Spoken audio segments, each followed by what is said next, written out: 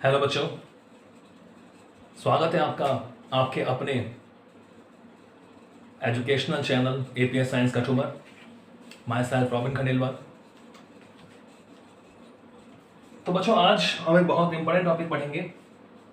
जैसा कि आपको पता है कि हमारा चैप्टर नंबर 3 चल रहा है। ठीक है, चैप्टर नंबर 3 कंटिन्यू है। तो आज हम एक ऐसा टॉपिक पढ़ेंगे जो पूरे मोशन का बेसिक है, यानी आज हम पढ़ेंगे गति के समीकरण, इक्वेशन ऑफ मोशन। तो हमारा टॉपिक क्या है आज का? एक समान त्वरित गति के लिए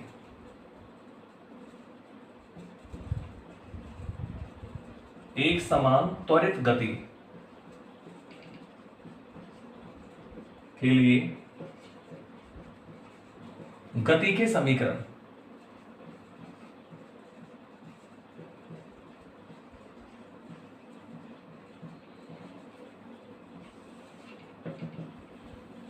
एक समान त्वरित गति के लिए गति के समीकरण, equation of motion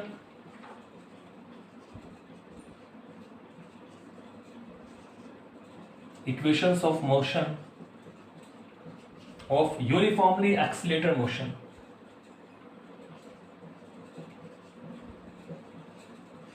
Uniformly accelerated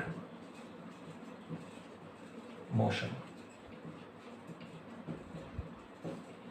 एक समान त्वरित गति के लिए गति के समीकरण। This is very important in physics.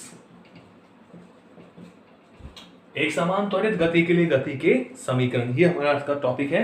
Okay, यानी हम कुछ ये आपको दिख रहा है साफ? हाँ, देखिए, एक समान त्वरित गति के लिए गति के समीकरण। ठीक है, तो बच्चों देखो, गति के समीकरण हम बात करेंगे जिनसे हम पूरी गति की व्याख्या कर सकते हैं। ठीक है, तो यहां टॉपिक क्लियर है कि एक समान त्वरण का मतलब क्या है। एक समान त्वरण का मतलब क्या हुआ? एक समान त्वरण की हम बात करें, एक समान त्वरण का मतलब ये हुआ कि जो त्वरण का परिमाण है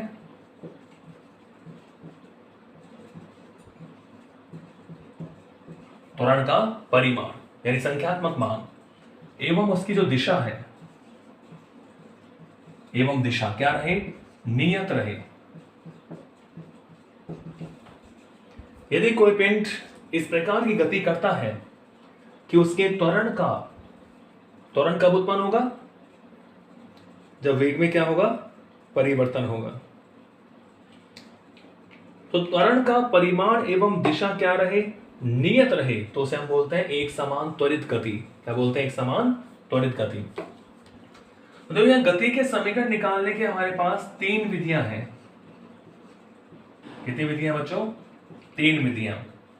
एक समान त्वरित गति के समीकरण निकालने के लिए हमारे पास 3 मेथड है। पहला मेथड है ग्राफीय विधि, ग्राफिकल मेथड। दूसरा है बच्चों गणितीय विधि, मैथमेटिकल मेथड। और तीसरा है बच्चों कलन विधि, कैलकुलस मेथड। कलन विधि यानी कैलकुलस मेथड। तीनों हमारे सिलेबस में है। अब एनसीईआरटी है तो उसके हिसाब से हम चल रहे हैं, एनसीईआरटी के हिसाब से चल रहे हैं पूरा। तो आज के वीडियो में हम सीखेंगे ग्राफीय विधि के बारे में कि हम ग्राफीय विधि से किस तरह गति के समीकरण फाइंड आउट कर सकते हैं। ठीक है, तो देखिए ध्यान से, ग्राफीय विधि। तो एक समान त्वरित गति के लिए गति के समीकरण। तो पहला इसमें जो मेरा मेथड है वो हम सीख रहे हैं कि ग्राफीय विधि से किस तरह निकालें। ग्राफीय विधि, ग्राफिकल मेथड।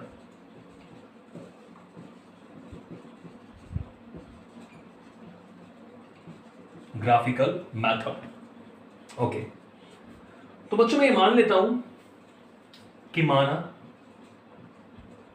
कोई कण प्रारंभिक वेग,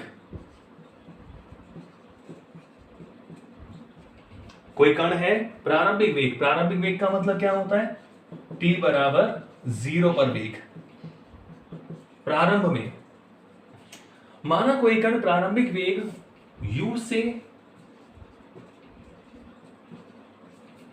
एक समान त्वरित गति करता है ये मैं मान के चल रहा हूं। कोई कण है वो t बराबर 0 पर उसका वेग कितना है u से एक समान त्वरित गति करता है तथा t समय पर उसका वेग v हो जाता है। ये मैं मान के चल रहा हूं। t बराबर 0 पर तो उसका वेग कितना है स्मॉल u। तो ध्यान रखिए हम प्रारंभिक वेग को किससे दर्शाएंगे स्मॉल u से, और v को बोलते हैं अंतिम वेग। जब उसने t समय तक गति करी तो उसका वेग कितना हो गया v हो जाता है। ठीक है, हम ये भी मान लेते हैं कि हमारा जो कण है उसका त्वरण कितना है स्मॉल a। वेग कण का त्वरण कितना है स्मॉल a, क्योंकि वेग में परिवर्तन हो रहा है। पहले वेग u था, बाद में वेग v हो गया, तो वेग में परिवर्तन हुआ तो कितना उत्पन्न हुआ त्वरण स्मॉल a। तो अब ये जो ग्राफीय विधि है ये हम बनाएंगे यहां पर वेग समय ग्राफ। क्या बनाएंगे बच्चों वेग समय ग्राफ। तो इस प्रकार से जो कण गतिशील है उसका वेग समय ग्राफ कैसा बनेगा, उस ग्राफ से ही हम अपनी इक्वेशंस निकालेंगे वेग समय ग्राफ। तो अब देखिए, देखो ये मैंने वेग ले लिया और ये मैंने समय ले लिया। ये t बराबर 0 है, ठीक है, ये हमारा समय है। और देखिए t बराबर 0 पर वेग है u, तो सपोज कर मैंने क्या मान लिया u। ये t बराबर 0 हो गया ना। अगर t बराबर 0 पर वेग भी 0 होता तो मैं यहां से शुरू करता। अब क्या है एक समान त्वरण है तो उसने मान लो इस तरह गति करी। ये मान लो पॉइंट हमारा O था और यहां तक उसने गति करी, तो इस A पॉइंट पर उसका वेग कितना हो गया मान लो v। A पॉइंट पर वेग कितना हो गया v। ठीक है, तो इस तरह हमें ग्राफ प्राप्त होता है। यानी A जो पॉइंट है उसका कितना समय लगा, उसे t समय लगा। ये समय की वैल्यूज है t। तो A पॉइंट पर समय कितना हो गया t, वेग कितना है v। तो ये तो बच्चों है वेग, ये तो वेग को शो कर रहा है। और ये जो मैंने t लिखा है इसका मतलब क्या है समय, ये समय अक्ष है। t बराबर 0 पर वेग कितना है u है और t समय पर वेग कितना है a है। क्लियर है, तो ये हमें वेग समय ग्राफ प्राप्त होता है। तो ये जो हमारा एरिया है o हमें इसे माना है। चलो मैं इसे कुछ और मान लेता हूं। देखो तो यहां पर तो वेग है हमारे पास u, यहां पर वेग है v। तो इसे चलो मैं मान लेता हूं a पॉइंट a, इसे b मान लेते हैं, ये हो जाएगा c पॉइंट। तो हमें इस तरह ग्राफ प्राप्त होता है। ठीक है, o a b c ये समय ग्राफ प्राप्त हो रहा है o a b c। Suppose करो एंगल कितना है थीटा, कितना एंगल मान लिया थीटा। क्लियर है, तो यहां से लेकर यहां तक जो वेग है वो है v और ये u है। तो बच्चों आप मुझे बताओ इसकी वैल्यू क्या आएगी। आप कहोगे sir v minus u, v minus u। यहां से लेकर यहां तक वैल्यू है v और यहां से लेकर यहां तक है u, तो ये कितना बचा v माइनस u। ठीक है, और ये p इसको भी हम पॉइंट मान ले, इसको सर मैं d पॉइंट मान लेता हूं, या c से मान लेते हैं, d इसको मान लेते हैं, c और t। तो ये आपको दिख रहा है इसमें। तो अब हम निकालेंगे गति का पहला समीकरण। देखिए आप इस ग्राफ से पहला समीकरण किस तरह निकलेगा उसको देखते हैं। पहला इक्वेशन, गति का प्रथम समीकरण,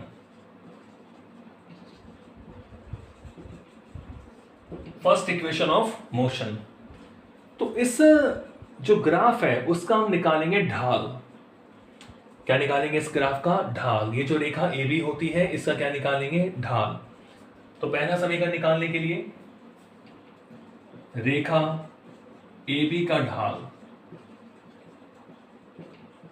AB का ढाल। ठीक है, ढाल का मतलब क्या होता है tan थीटा, बताया था मैंने आपको लास्ट वीडियोस में। ढाल का मतलब क्या होता है tan थीटा। तो आप tan थीटा देखेंगे इस त्रिभुज में ABC में, तो लंब बटा आधार, तो क्या हो जाएगा, चित्र से आप देख रहे हैं BC अपॉन AC, ये लंब हो गया, ये क्या हो गया, आधार, BC अपॉन AC। ये दिख रहा है, देखो आपको ये त्रिभुज अलग से बना के दिखाऊं मैं, ये हो गया A, ये B, ये C, ये एंगल कितना है, थीटा। तो ये तो हो गया लंब, और ये क्या हो गया, आधार, तो BC अपॉन AC। अब हमें पता है कि वेग समय वक्र का जो ढाल होता है वो त्वरण के बराबर होता है। ध्यान रखें, वेग समय वक्र, वेग और समय में जो ग्राफ बनता है उसका ढाल निकालते हैं तो किससे बराबर होता है, वो त्वरण के बराबर होता है। देखो, चूंकि वेग समय ग्राफ का ढाल, वेग बटा समय, वेग समय ग्राफ का ढाल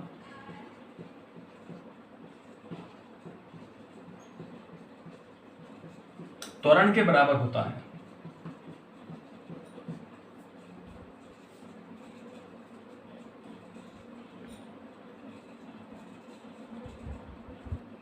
ओके, तो वेग समय ग्राफ का जो ढाल है वो किसके बराबर होता है, त्वरण के बराबर होता है। यानी हम क्या लिख सकते हैं कि जो ढाल हमारे पास है tan थीटा, वो किसके बराबर होगा, a के बराबर होगा। तो a इज इक्वल टू क्या आ गया, BC अपॉन AC। ठीक है, तो यहां से देख रहे हैं बच्चों आप a, बताओ BC की वैल्यू कितनी है, BC हमारे पास है V माइनस U, तो BC को लिखा मैंने V माइनस U। AC कितना होगा, A से लेकर C तक की डिस्टेंस कितनी है, T, तो A से C तक की डिस्टेंस कितनी होगी बच्चों, T। तो जब क्रॉस मल्टीप्लाई करें, A को T से गुणा करेंगे तो AT इज इक्वल टू क्या आ गया, V माइनस U। तो बच्चों यहां से V is equal to U को इधर ले आओ, तो U plus AT, V is equal to U plus AT। तो यही है गति का पहला समीकरण, V बराबर U प्लस AT।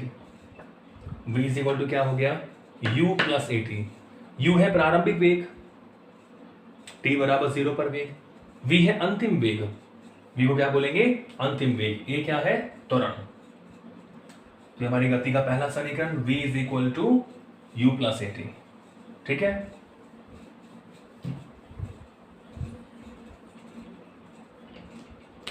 तो पहला समीकरण निकालने के लिए हमने इस वक्र का क्या निकाला, ढाल। अब देखो दूसरा समीकरण निकालते हैं, द्वितीय समीकरण।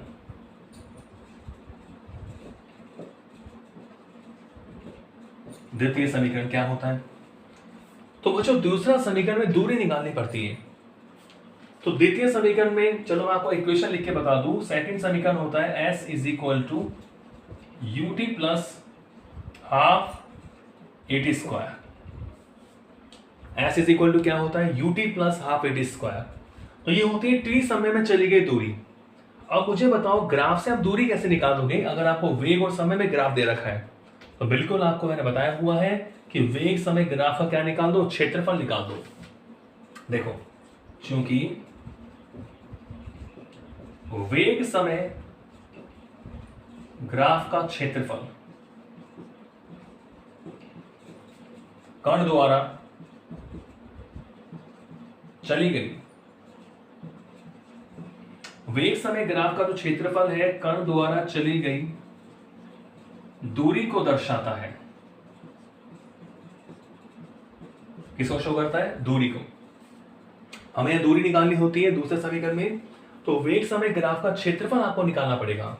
तो बच्चों यहां देखो, क्षेत्रफल निकालने के लिए एक तो बन रहा है आपका ट्रायंगल, ये तो त्रिभुज बन रहा है, त्रिभुज ABC, ऊपर वाला पोर्शन, और नीचे क्या बन रहा है, आयत बन रहा है। नीचे क्या बन रहा है, आयत OACD। ठीक है, तो दूरी को दर्शाता है। अतः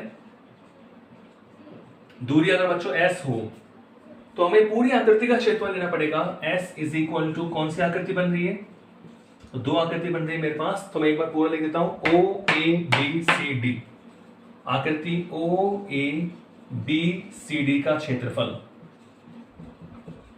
ठीक है, दूरी क्या होगी, आकृति OABCD का क्षेत्रफल। अब इस आकृति को मैं दो भागों से मिलकर बना मान सकता हूं। एक तो क्या हो गया, त्रिभुज ABC, एक त्रिभुज आयत हो गई OACD। तो मैं लिख सकता हूं त्रिभुज एबीसी का क्षेत्रफल, त्रिभुज एबीसी का क्षेत्रफल प्लस आयत ओएसीडी का क्षेत्रफल। देख सकते हैं ना, क्योंकि पूरी जो आकृति है वो दो भागों से मिलकर बनी हुई है, एक तो त्रिभुज एबीसी और एक आयत ओएसीडी। तो यहां दूरी S इज इक्वल टू, आप बताओ त्रिभुज एबीसी का क्षेत्रफल क्या होता है? त्रिभुज का क्षेत्रफल 1/2 इंटू आधार इंटू ऊंचाई। तो आधार कितना हो गया? AC इंटू ऊंचाई कितनी हो गई? BC प्लस आयत OACD का क्षेत्रफल लंबाई इंटू चौड़ाई। ठीक है, तो हम इसको क्या लिख सकते हैं? OD into OA। तो इसकी वैल्यू रखेंगे सबकी। आयत का क्षेत्रफल क्या होगा? लंबाई इंटू चौड़ाई, यानी OD इंटू OA। तो आप इसे वैल्यू फिट कीजिए आप। S is equal to half, बताओ AC कितना? AC कितना आपका हो गया 30, BC कितना? V minus U plus OD कितना? T और OA कितना? U। OA कितना हो गया बच्चों? U। ठीक है, इसके बाद मैं यहां लिख रहा हूं, देखो S is equal to half V minus U into T. चलो इसको मैंने ऐसे लिख दिया एक बार, थोड़ा सा V माइनस U को आगे लिख लिया, प्लस UT। ठीक है बच्चों, और देखो बच्चों पहले समीकरण से S is equal to UT को पहले लिख रहा हूं मैं, UT को पहले लिख लिया मैंने, UT प्लस हाफ। पहला समीकरण क्या था? पहला समीकरण था V is equal to U plus AT। तो V माइनस U किसके बराबर होगा? AT के बराबर होगा। V माइनस U किसके बराबर होगा? AT के। तो मैं V माइनस U की जगह क्या रख सकता हूं? AT रख सकता हूं। तो AT रख दिया मैंने इंटू T। तो आगे देखो हमारा दूसरा इक्वेशन कि S is equal to UT plus half AT square. ये हो गया दूसरा समीकरण। गति का दूसरा समीकरण हमारे पास हो गया S is equal to UT plus half AT square.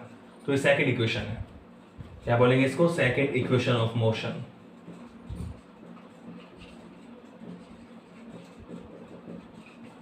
गति का दूसरा समीकरण। तो दूसरे समीकरण में वेग समय वक्र का हम क्या निकाल रहे हैं? क्षेत्रफल निकाल रहे हैं, क्योंकि दूसरा समीकरण कण द्वारा चली गई दूरी को शो करता है। तो यहां पर S है, T समय में चली गई दूरी, U प्रारंभिक वेग है, T समय है, गति का समय है, और ये क्या है? त्वरण। ठीक है बच्चों, ओके। अब देखिए तीसरा समीकरण। तीसरा समीकरण जो है वो दूसरे समीकरण से निकल जाता है। देखिए इस इक्वेशन को देखो आप, ये वाली इक्वेशन जो है इसको देखिए, देखो गति का तीसरा समीकरण, तृतीय समीकरण। तीसरा समीकरण होता है हमारे पास V square is equal to U square plus 2AS। इसको हमें प्रूफ करना है। तो अब ये वाली इक्वेशन देखो, चूंकि S इज इक्वल टू, यहां से लिख रहा हूं मैं, ये तो ग्राफिक विधि से तो आया है, यानी half V minus U into T plus UT। इस वाली इक्वेशन को लिख दिया मैंने। अब देखो तो S इज इक्वल टू, देखो बच्चों इसको मैं ऐसे भी लिख सकता हूं, VT upon 2 minus UT upon 2, V into T VT upon 2, U into T UT upon 2, plus क्या हो गया? UT। यहां से आप देख रहे हैं बच्चों S इज इक्वल टू, देखो ये हो गया VT बाई 2, ये हो गया बच्चों प्लस का UT माइनस UT बाई 2। अब UT में से उसका आधा जाएगा तो आधा बचेगा, UT minus UT by 2, UT by 2 हो जाएगा। भाई एक में से आधा जाएगा, आधा ही तो बचेगा। तो यहां S इज इक्वल टू क्या आ गया? VT upon 2 plus UT upon 2। अब तो इसे सॉल्व करें तो यहां से आप देख रहे हैं S इज इक्वल टू, देखो तो आप देख रहे हैं यहां से कि V plus U upon 2 into t. भाई टी कॉमन आ गया, 2 LCM आ गया, तो V plus U upon 2 into t. यहां से आप देख रहे हैं s is equal to v plus u upon two, और t की वैल्यू क्या होती है देखो उस इक्वेशन से, v minus u upon a, ये होगी t की वैल्यू। अब देख रहे हैं v बराबर होता है u प्लस ए टी, तो t को मैं क्या लिख सकता हूं, v माइनस यू अपॉन ए। तो बच्चों आप देख रहे हैं देखो 2as को मैं इधर ले गया, और ये v plus you, v minus you कितना हो गया, v इसका माइनस यू स्क्वायर। क्लियर है भाई, x प्लस वाई और x माइनस वाई का फॉर्मूला क्या होता है, x square minus y square, तो v square minus u square. यहां से बच्चों आ गया v square is equal to u square plus 2as। तो ये हमारा गति का कौन सा समीकरण है, तीसरा समीकरण। तो आप सीख चुके हैं बच्चों, पहला समीकरण था v is equal to u plus a t, दूसरा समीकरण है v square is equal to s is equal to u t plus half a t square, और तीसरा समीकरण है v square is equal to u square plus 2as। तो आपको ये हमेशा ध्यान रखना है, पहला इक्वेशन कौन सा है, v is equal to u plus a t, ये पहला समीकरण, पहला पहला ही रहेगा, दूसरा दूसरा रहेगा, ऐसा नहीं तीन में से कोई भी आप एक बोल दो। दूसरा इक्वेशन क्या हुआ, s is equal to u t plus half a t square, ये दूसरा इक्वेशन। और बच्चों तीसरा इक्वेशन क्या बनेगा, v square is equal to u square plus 2as, ये हो गया तीसरा समीकरण। तो पहला समीकरण देखो वेग बताता है, v is equal to u plus a t, तो हमने यहाँ त्वरण निकाला था, वेग समय वक्र का ढाल निकाला था, दूसरे में दूरी निकाली थी, क्षेत्रफल निकाला था, और तीसरा दूसरे से निकल जाता है। तो तीन समीकरण हमने निकाल लिए, ये होता है एक समान त्वरित गति के समीकरण। यानी यहाँ गति के हर बिंदु पर, गति पूरी गति के दौरान त्वरण का मान क्या रहता है, नियत, और दिशा भी क्या रहती है, नियत। ठीक है, तो आज हमने सीखा एक समान त्वरित गति के लिए किस तरह हम समीकरण निकालते हैं गति के। नेक्स्ट अगले वीडियो में, थैंक यू।